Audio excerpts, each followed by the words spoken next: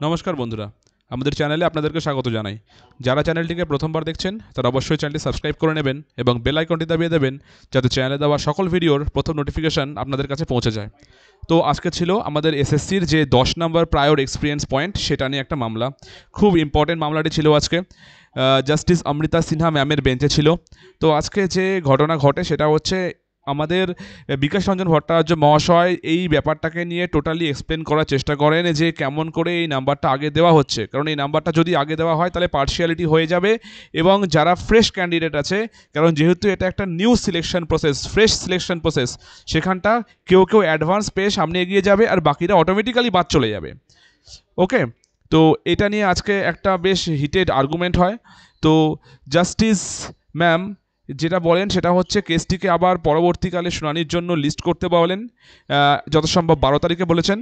এবার যেটা ঘটনা ঘটে তারপরে কিছু ইন্ডিকেশন ছিল, যেমন আমাদের সরকারের তরফ থেকে যিনি উকিল ছিলেন তিনি ক্লিয়ারলি বললেন যে আগামীকাল রেজাল্ট বের করা হচ্ছে।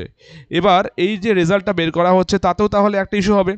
তাই জাস্টিস ম্যাম আজকে উকিলকে ক্লিয়ারলি বললেন যে দেখুন, এই জিনিসটা আমি এসএসসির ওপরে ছাড়ছি, বাট এই নাম্বারটি, এই এক্সপিরিয়েন্স নাম্বারটি আগে না দিয়ে পরে দেওয়াটা বেটার হবে।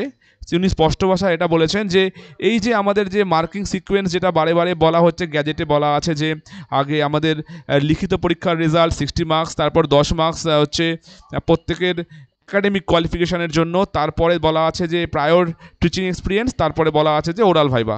তো জাস্টিস ম্যাম ক্লিয়ারলি বললেন যে এটাকে যে সিকোয়েন্স ওয়াইজই মেনটেন করতে হবে সেটার তো কোনো কথা নেই, নাম্বারগুলো পরে দিলেও চলবে। তো আজকে ইনি এই কথাটা ক্লিয়ার বললেন, কিন্তু এটা ঠিক যে উনি কিন্তু কোনো আজকে অর্ডার পাস করেননি যে নাম্বারটি পরে দেওয়া হবে। উনি জাস্ট এটাকে একটা রায় দিলেন যে এরকম করে উনি বললেন যে এটা পরে দিলেও হবে, এরকম সিকোয়েন্সে কিন্তু এটা মেনটেন না করলেও চলবে। এবার পরের দিন যখন কেসটি উঠবে তখন এটা নিয়ে হয়তো আরও ক্ল্যারিফিকেশন পাওয়া যাবে।